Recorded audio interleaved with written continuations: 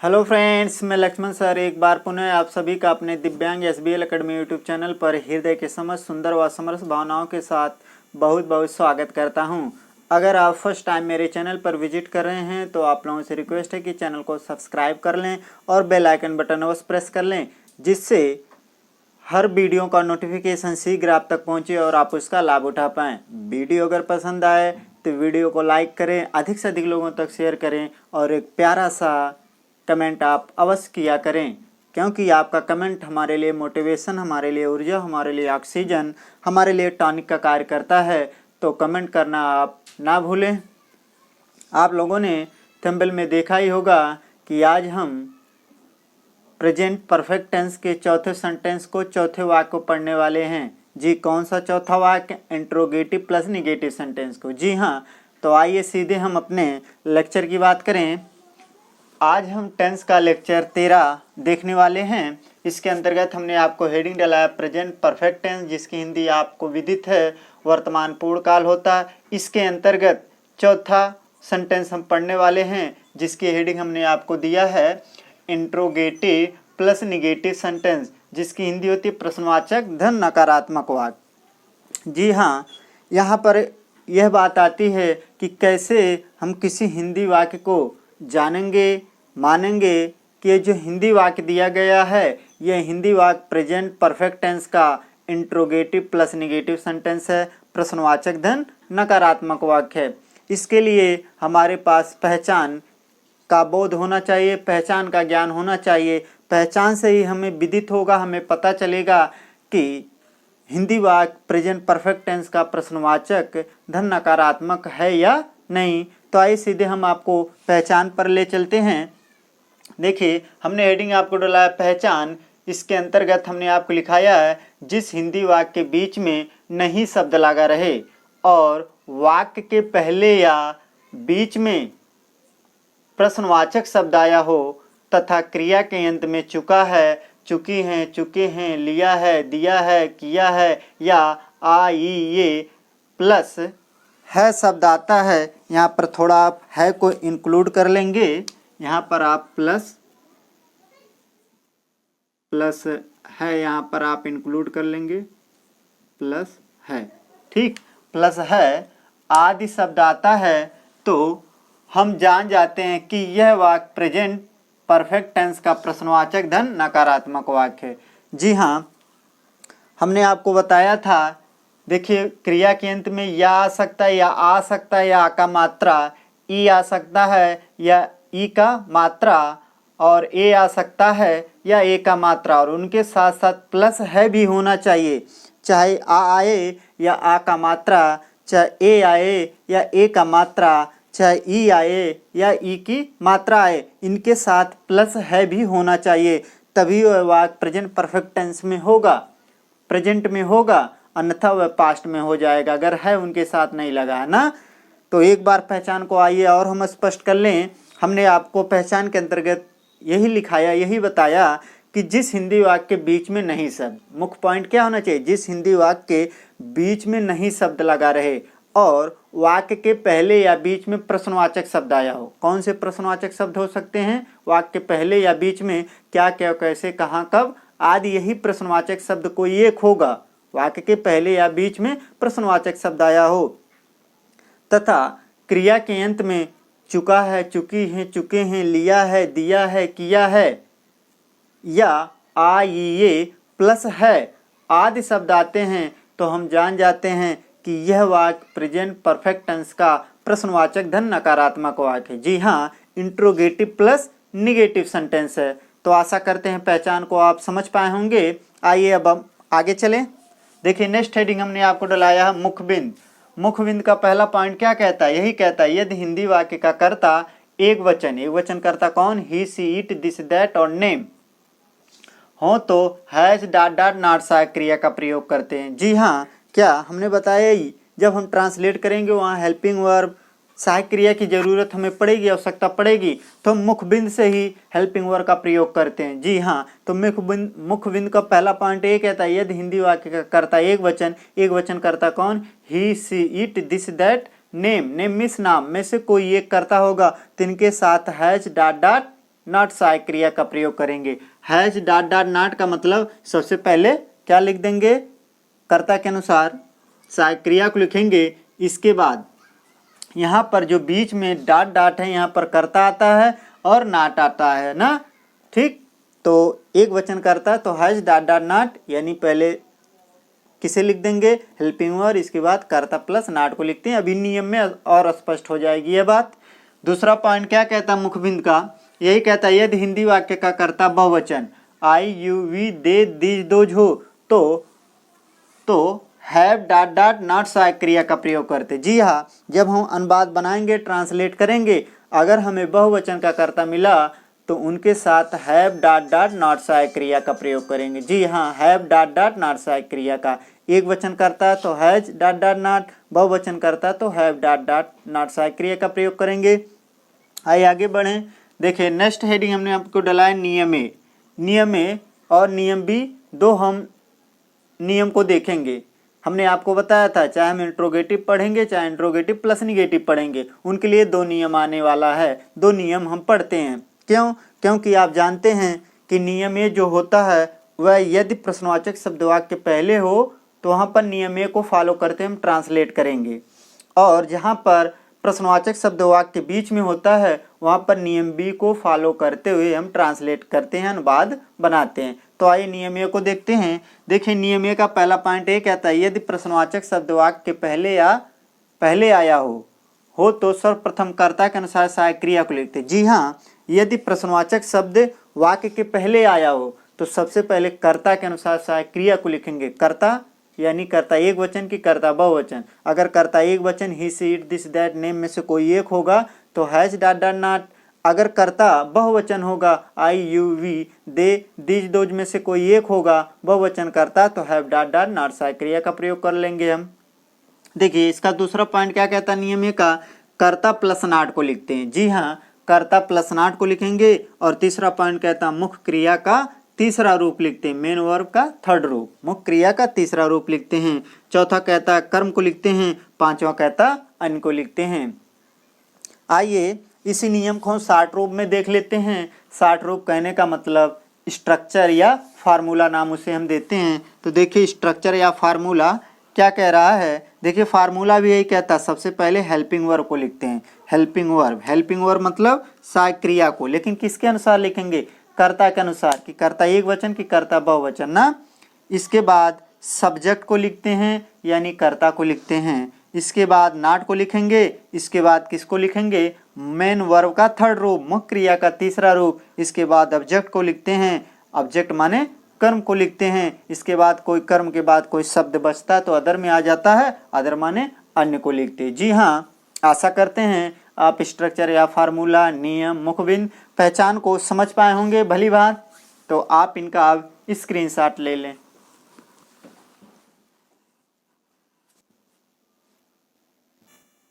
आइए अब हम आगे चलें। देखिए नेक्स्ट हमने हेडिंग आपको डाला है नियम बी। नियम बी का पहला पॉइंट क्या कहता है, यही कहता है कि यदि प्रश्नवाचक शब्द वाक्य के बीच में आया हो तो सबसे पहले उस प्रश्नवाचक शब्द की अंग्रेजी को लिखते। जी हाँ, जब हम अनुवाद बनाएंगे, ट्रांसलेट करेंगे तो देखेंगे अगर हिंदी वाक्य के बीच में प्रश्नवाचक शब्द आया हो, क्या क्या कैसे कहाँ कब ना, यह प्रश्नवाचक शब्द अगर हिंदी वाक्य के बीच में होंगे तो सबसे पहले इन प्रश्नवाचक शब्द की हमें क्या अंग्रेजी लिखनी होगी। जी हाँ, दूसरा पॉइंट क्या कहता है, दूसरा पॉइंट कहता है कर्ता के अनुसार सहायक क्रिया को लिखते। जी हाँ, हम देखेंगे कि कर्ता एक वचन या कर्ता बहुवचन, उसी के अनुसार हेल्पिंग वर्ब सहायक क्रिया का प्रयोग कर देंगे। तीसरा पॉइंट कहता है कर्ता प्लस नॉट को लिखते हैं। चौथा पॉइंट कहता है मुख्य क्रिया का थर्ड रूप लिखते हैं। और पांचवा कहता कर्म को लिखते हैं। छठा कहता अन्य को लिखते हैं। आइए नियम बी को भी हम शॉर्ट रूप में देख लें। शॉर्ट रूप को क्या नाम हम देते हैं, स्ट्रक्चर या फार्मूला ना। तो देखिए फार्मूला भी कहता है WH, यानी सबसे पहले प्रश्नवाचक शब्द की अंग्रेजी को लिखेंगे, क्योंकि आपको विदित है, आपको पता है कि जितने भी प्रश्नवाचक शब्द होते हैं वो WH अक्षरों से शुरू होते हैं ना, चाहे व्हेन हो, चाहे वेयर हो, चाहे वाई, चाहे वाट ना, सभी लोग WH। देखिए स्ट्रक्चर भी कहता है सबसे पहले प्रश्नवाचक शब्द की अंग्रेजी को लिखेंगे। कब लिखेंगे? यदि प्रश्नवाचक शब्द वाक्य के बीच में होगा। इसके बाद हेल्पिंग वर्ब का प्रयोग करेंगे। हेल्पिंग वर्ब यानी सहायक क्रिया का प्रयोग करेंगे, लेकिन किसके अनुसार? कर्ता के अनुसार। इसके बाद सब्जेक्ट लिखेंगे, नॉट को लिखेंगे, सब्जेक्ट माने कर्ता, इसके बाद नॉट को लिखेंगे। नेक्स्ट मुख्य क्रिया का थर्ड रूप लिखेंगे। इसके बाद ऑब्जेक्ट यानी कर्म को लिखेंगे। नेक्स्ट अदर यानी अन्य को लिखेंगे। जी हाँ, तो आशा करते हैं आप नियम बी को भी समझ पाए होंगे। अब बात आती है ट्रांसलेट करने की, अनुवाद बनाने की। अनुवाद करना हम सीखेंगे, तो आइए सीधे हम आपको एग्जाम्पल पर ले चलते हैं सीधे। तो देखिए यहाँ पर एग्जाम्पल पहला दिया गया है, क्या भावना ने अपने भाई को पत्र नहीं लिखा है? देखिए यह एक हिंदी वाक्य है। इस हिंदी वाक्य को कैसे हम माने, कैसे जानेंगे? वास्तव में जो हिंदी वाक्य दिया गया है, यह हिंदी वाक्य प्रेजेंट परफेक्ट टेंस का इंट्रोगेटिव प्लस नेगेटिव सेंटेंस है, प्रश्नवाचक धन नकारात्मक वाक्य है। तो आइए सीधे हम पहचान पे आपको ले चलते हैं। पहचान के अंतर्गत हमने आपको लिखाया है,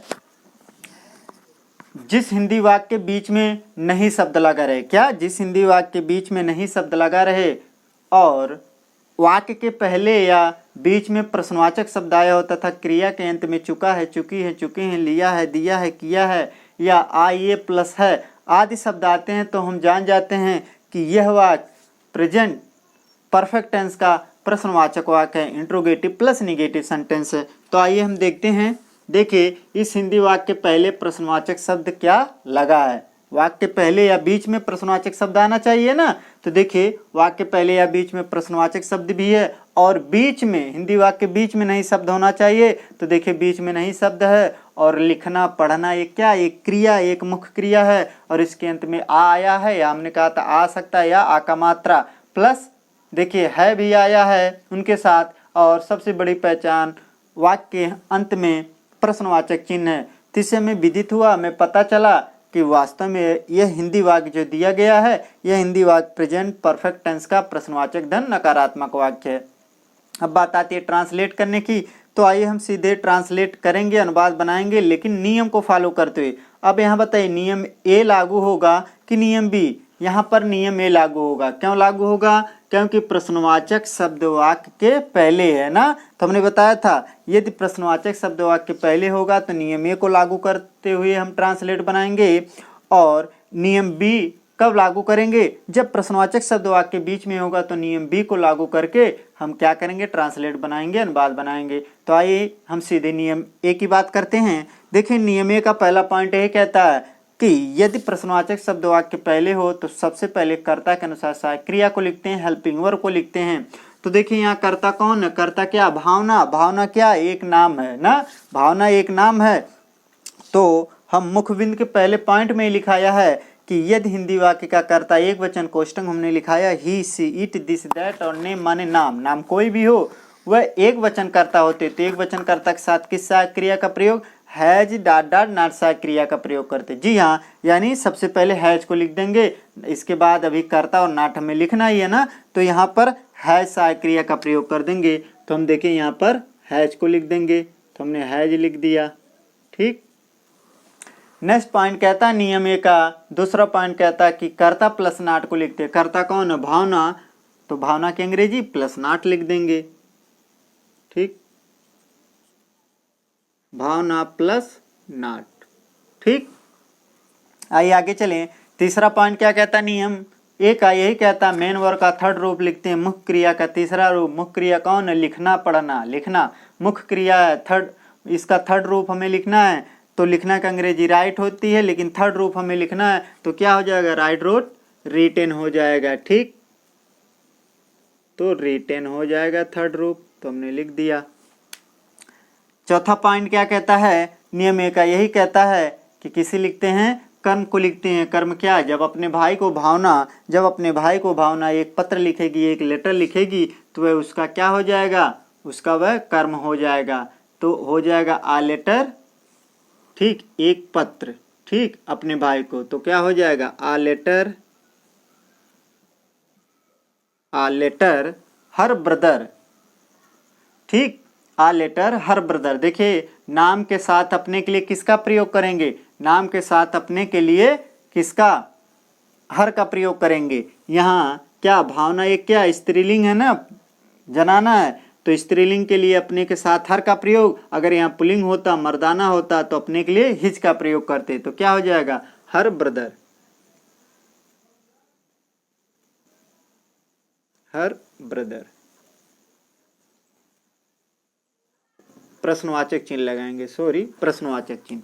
क्या हुआ हमारा ट्रांसलेट पूरा, has Bhavna not written a letter her brother. आइए अब हम आगे चलें। देखिए नेक्स्ट एग्जाम्पल दिया, क्या वह अपने भाई को नहीं बुलाया है।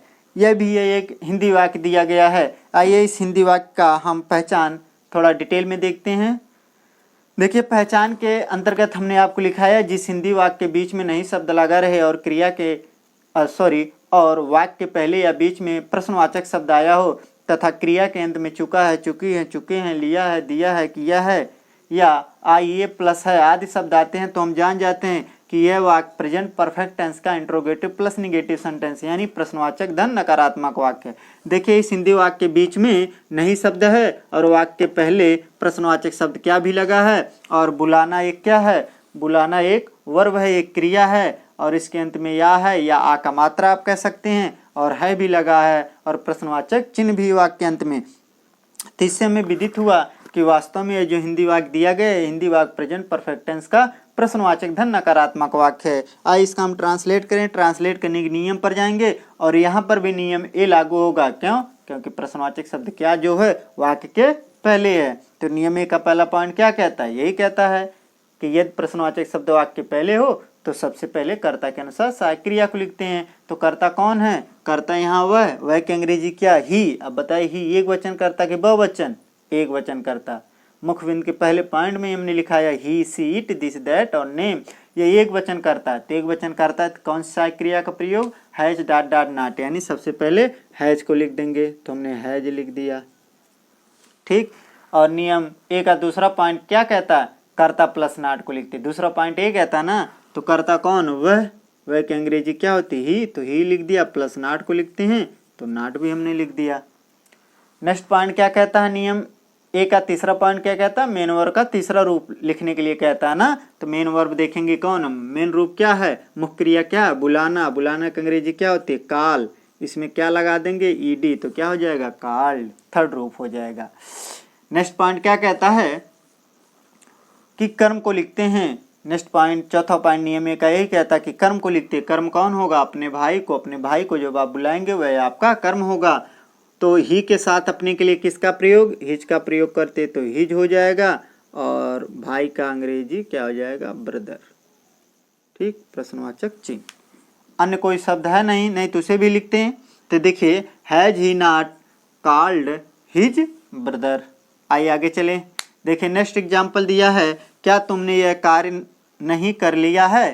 तो देखिए पहचान के अनुसार हिंदी वाक्य के बीच में, देखिए पहचान के अनुसार हिंदी वाक्य के बीच में नहीं शब्द लगा है और वाक्य के पहले प्रश्नवाचक शब्द क्या भी लगा है, और कर लेना, कोई कार्य करना या कुछ करना। करना क्या है?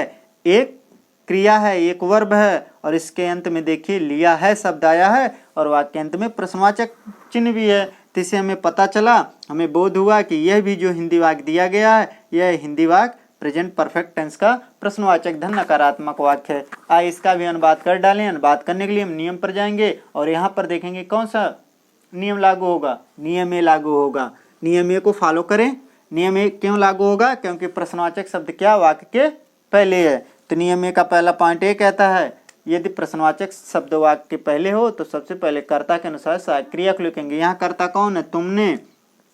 तुमने यहाँ कर्ता है ना, तो इसकी अंग्रेजी क्या होती है? तुमने की।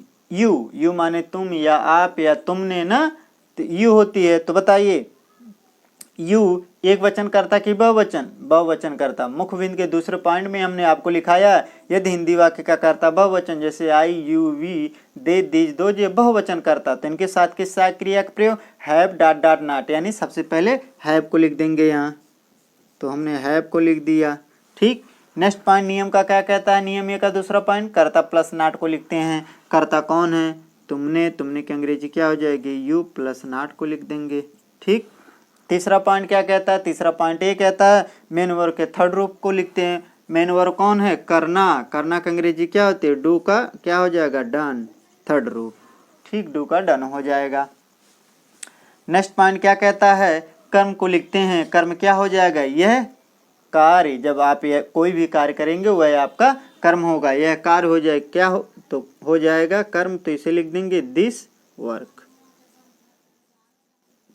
प्रश्नवाचक चिन्ह। क्या हुआ हमारा पूरा translate? Have you not done this work? आइए आगे चलें। देखिए नेक्स्ट एग्जाम्पल दिया, उसने अपना कार्य क्यों नहीं किया है? उसने अपना कार्य क्यों नहीं किया है? तो देखिए ये एक हिंदी वाक्य दिया गया है। इस हिंदी वाक्य को हम कैसे जाने, कैसे माने कि वास्तव में ये भी प्रेजेंट परफेक्ट टेंस का कौन सा वाक्य है?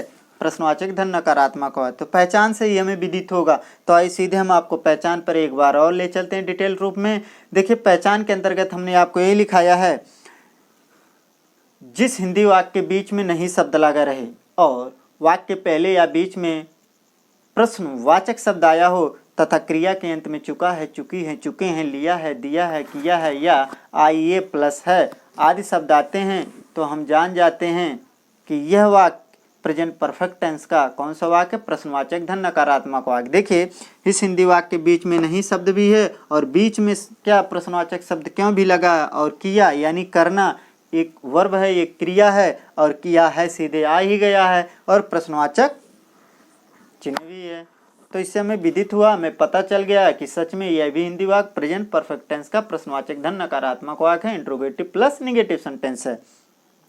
तो आइए इसका ट्रांसलेट करें। ट्रांसलेट करने के लिए हम नियम पर जाएंगे, लेकिन यहाँ पर कौन सा नियम लागू होगा? नियम ए? नहीं, नियम बी लागू यहाँ पर होगा। क्यों? क्योंकि प्रश्नवाचक शब्द क्यों जो है वाक्य के बीच में है ना, तो वाक्य के बीच में, इसलिए यहाँ नियम बी लागू होगा। तो नियम बी को फॉलो करेंगे ट्रांसलेट करने के लिए। तो नियम बी का पहला पॉइंट क्या कहता है? यही कहता है कि यदि प्रश्नवाचक शब्द वाक्य के बीच में आया हो तो सबसे पहले उस प्रश्नवाचक शब्द की अंग्रेजी को लिखेंगे। तो क्योंकि अंग्रेजी आप लिखिए, क्योंकि अंग्रेजी क्या हो जाएगी? वाई। तो वाई हमने लिख दिया। अब नियम बी का दूसरा पॉइंट क्या कहता है? यही कहता है कि कर्ता के अनुसार सहायक क्रिया को लिखते हैं। अब देखेंगे कर्ता एक वचन या कर्ता बहुवचन। तो देखिए यहाँ पर कर्ता कौन है? उसने। उसने की अंग्रेजी क्या होगी? ही एक वचन कर्ता की बहुवचन? एक वचन कर्ता। तो एक वचन कर्ता किस सहायक क्रिया का प्रयोग? हैज सहायक क्रिया का प्रयोग। तो हैज हमने लिख दिया। नियम बी का तीसरा पॉइंट क्या कहता है? कर्ता प्लस नॉट को लिखते हैं। कर्ता कौन है? उसने। उसने की अंग्रेजी क्या होती है? ही प्लस नॉट को लिखते हैं, तो नॉट को हमने लिख दिया। अब चौथा पॉइंट क्या कहता है? चौथा पॉइंट नियम बी का ये कहता है मेन वर्ब का थर्ड रूप लिखते हैं। मेन वर्ब क्या है? करना। करना की अंग्रेजी क्या होती है? डू का क्या हो जाएगा? डन। ये थर्ड रूप हो जाएगा। नेक्स्ट पॉइंट यानी पांचवा पॉइंट क्या कहता है? नियम बी का यही कहता है कि कर्म को लिखते हैं। कर्म क्या होगा? अपना कार्य। अपना कार्य। तो ही के साथ अपने के लिए किसका प्रयोग? His work. यह क्या हो जाएगा? कर्म हो जाएगा। ठीक, प्रश्नवाचक चिन्ह। ठीक, नेक्स्ट देखिए पूरा ट्रांसलेट क्या हुआ? Why has he not done his work? आइए आगे चलें। देखिए नेक्स्ट एग्जाम्पल दिया है, तुम आज स्कूल क्यों नहीं गए हो? तुम आज स्कूल क्यों नहीं गए हो? तो देखिए पहचान के अनुसार इस हिंदी वाक्य के बीच में नहीं शब्द है और क्यों भी प्रश्नवाचक शब्द भी है वाक्य के बीच में, और नकारात्मक शब्द नहीं भी वाक्य के बीच में है, और गए जाना एक वर्ब है और इसके अंत में हो है और प्रश्नवाचक चिन्ह भी लगा। तो इससे हमें विदित हुआ कि यह भी वाक्य प्रेजेंट परफेक्ट टेंस का प्रश्नवाचक धन नकारात्मक हो। आइए इसका भी ट्रांसलेट करें। ट्रांसलेट करने के लिए नियम पर जाएंगे और देखेंगे यहाँ पर कौन नियम लागू होगा? नियम बी लागू होगा। तो नियम बी को फॉलो करिए, या नियम बी का स्ट्रक्चर या फार्मूला के अनुसार एक बार आप समझ लो। चलिए फार्मूला के अनुसार एक बार हम ट्रांसलेट करना आपको बता देते हैं। तो देखिए ट्रांसलेट, देखिए स्ट्रक्चर फार्मूला क्या कहता है? सबसे पहले WH को लिखते हैं। WH का मतलब प्रश्नवाचक शब्द की अंग्रेजी को। तो प्रश्नवाचक शब्द कौन है? क्यों। क्यों की अंग्रेजी क्या होती है? व्हाई। तो हमने व्हाई को लिख दिया। ठीक, देखिए स्ट्रक्चर का पहला पॉइंट हुआ। दूसरा क्या कहता है? WH को लिखते हैं, सॉरी WH हो गया। हेल्पिंग वर्ब को लिखते हैं। हेल्पिंग वर्ब यानी सहायक क्रिया को, लेकिन सहायक क्रिया लिखेंगे किसके अनुसार? कर्ता के अनुसार। कर्ता एक वचन या बहुवचन। अब देखें यहाँ कर्ता कौन है? तुम की अंग्रेजी क्या होती है? यू एक वचन कर्ता की बहुवचन। बहुवचन कर्ता। तो बहुवचन कर्ता के साथ किस सहायक क्रिया का प्रयोग? हैव सहायक क्रिया का प्रयोग हमने आपको लिखाया, तो यहाँ पर हैव लिख देंगे। ठीक, नेक्स्ट पॉइंट क्या कहता है, सब्जेक्ट प्लस नाट को लिखते हैं, यानी कर्ता प्लस नाट को लिखते हैं। कर्ता कौन है, तुम की अंग्रेजी क्या होती है, यू, और प्लस नाट को लिखते हैं, नाट को हमने लिख दिया। नेक्स्ट कहता है, नेक्स्ट क्या कहता है, किसे जोड़ते हैं, किसे लिखते हैं, मेन वर्ब का थर्ड रूप। मेन वर्ब कौन है, जाना। जाना का अंग्रेजी क्या होती है, गो, तो गो में यानी लगा देते हैं तो थर्ड रूप हो जाता है क्रिया का, तो गॉन हो गया। नेक्स्ट पॉइंट क्या कहता, ऑब्जेक्ट को लिखते हैं। ऑब्जेक्ट क्या, जब आप स्कूल जाएंगे, स्कूल आपका ऑब्जेक्ट, आपका कर्म हो जाएगा, तो जाने के लिए टू का प्रयोग होता है, टू स्कूल। ठीक। नेक्स्ट पॉइंट क्या कहता है, नेक्स्ट प्लस क्या कह रहा, अदर को लिखते हैं। अदर है क्या इसमें, जी हाँ, आज शब्द बचा है तो आज अदर यानी अन्य में आ जाएगा, तो आज की अंग्रेजी लिख देंगे। तो देखिए क्या हो गया, टुडे ना। आशा करते स्ट्रक्चर को भी आप समझ पाए होंगे। क्या हुआ, ट्रांसलेट पूरा, why have you not gone to school today. आइए छठा एग्जाम्पल देखिए दिया, छठा एग्जाम्पल को आइए हम देखते हैं। वे अभी तक खाना क्यों नहीं खा चुके हैं। आइए पहचान के अनुसार हम इसे देखते हैं, इस हिंदी वाक्य को। देखिए पहचान के अंतर्गत हमने आपको लिखा है, जिस हिंदी वाक्य के बीच में नहीं शब्द लगा रहे और वाक्य के पहले या बीच में प्रश्नवाचक शब्द आया हो तथा क्रिया के अंत में चुका है, चुकी है, चुके हैं, लिया है, दिया है, किया है या आइए प्लस है आदि शब्द आते हैं, तो हम जान जाते हैं कि यह वाक्य प्रेजेंट परफेक्ट टेंस का कौन सा वाक्य है, प्रश्नवाचक धन नकारात्मक वाक्य यानी इंट्रोगेटिव प्लस निगेटिव सेंटेंस है। तो देखिए इस हिंदी वाक्य के बीच में नहीं शब्द है और बीच में ही प्रश्नवाचक शब्द क्यों भी है, और खाना, भोजन करना, ग्रहण करना क्या है, एक वर्ब है, एक क्रिया है और इसके अंत में चुके हैं शब्द है और प्रश्नवाचक चिन्ह भी लगा है। तो पहचान के अनुसार यह हिंदी वाक्य जो दिया गया है, यह हिंदी वाक्य सच में प्रेजेंट परफेक्ट टेंस का इंट्रोगेटिव प्लस निगेटिव सेंटेंस है। आइए इसका अनुवाद कर डालें। अनुवाद करने के लिए नियम पर जाएंगे और यहाँ पर नियम कौन लागू होगा, नियम बी। क्यों, क्योंकि प्रश्नवाचक शब्द वाक्य के बीच में है, तो नियम बी का पहला पॉइंट यही कहता है, यदि प्रश्नवाचक शब्द वाक्य के बीच में आया तो सबसे पहले उस प्रश्नवाचक शब्द की अंग्रेजी को लिखते हैं। तो क्योंकि अंग्रेजी क्या होती है, वाई, तो वाई को हमने लिख दिया। ठीक। अब दूसरा पॉइंट नियम बी का क्या कहता है, यही कहता है कि कर्ता के अनुसार सहायक क्रिया को लिखते हैं। कर्ता कौन है, वे की अंग्रेजी क्या होती है, दे क्या बहुवचन करता ना। मुखबिंद के दूसरे पॉइंट में जाकर आप देखिए हमने लिखा है आई, यू, वी, दे, दिस, दो, ये बहुवचन करता होते हैं, तो इनके साथ किस सहायक क्रिया का प्रयोग, हैव डॉट डॉट नॉट यानी हैव को लिख देंगे। चलिए हमने हैव को लिख दिया। ठीक। नेक्स्ट पॉइंट क्या कहता है, नियम बी का तीसरा पॉइंट क्या कहता है, कर्ता प्लस नाट को लिखते हैं। कर्ता कौन है, वे, तो वे की अंग्रेजी क्या होती है, दे, और प्लस नाट को लिखते हैं, तो नाट को हमने लिख दिया। अब चौथा पॉइंट क्या कहता है, यही कहता है कर्म को लिखते हैं। कर्म क्या हो जाएगा, खाना खाना, ग्रहण करना ग्रहण करना, भोजन ग्रहण करना, ये क्या हो जाएगा, क्रिया हो जाएगी, मुख्य क्रिया। तो भोजन को ग्रहण करना की अंग्रेजी आप ईटन लिख सकते हैं या टेकन भी लिख सकते हैं ना, ईटन भी लिख सकते हैं या टेकन, थर्ड रूप ईटन हो गया, भोजन ग्रहण करना। नेक्स्ट पॉइंट क्या कहता है कि हम किसे लिखते हैं, कर्म को लिखते हैं। चौथा पॉइंट, पांचवा पॉइंट ये कहता है नियम बी का कि कर्म को लिखते हैं। कर्म क्या हो जाएगा, जब खाना आप खाएंगे, खाना को भोजन, भोजन खाना मतलब यहाँ भोजन, भोजन आपका क्या हो जाएगा, Karm, eaten the food, eaten the food. ठीक, कर्म हो गया आपका। नेक्स्ट पॉइंट कहता है कि अदर को लिखते हैं, अन्य को लिखते हैं। अन्य कोई है क्या, अभी तक, अभी तक की अंग्रेजी क्या होती है, एट, तो हम एट को भी लिख देंगे, तो एट हमने लिख दिया, ये आपका अन्य हो गया। तो आशा करते हैं ओवरऑल आप सभी एग्जाम्पल को बेहतर समझ पाए होंगे, अनुवाद करना शायद आप सीख चुके होंगे। तो आज के लिए इतना ही। अगर वीडियो पसंद आई हो तो वीडियो को लाइक कर दें आप और अधिक से अधिक लोगों तक शेयर कर दें। और अगर अभी तक आपने चैनल को सब्सक्राइब नहीं किया है तो प्लीज़ चैनल को सब्सक्राइब भी कर लें। तो आज के लिए इतना ही। आप लोगों का बहुत बहुत धन्यवाद वीडियो देखने के लिए।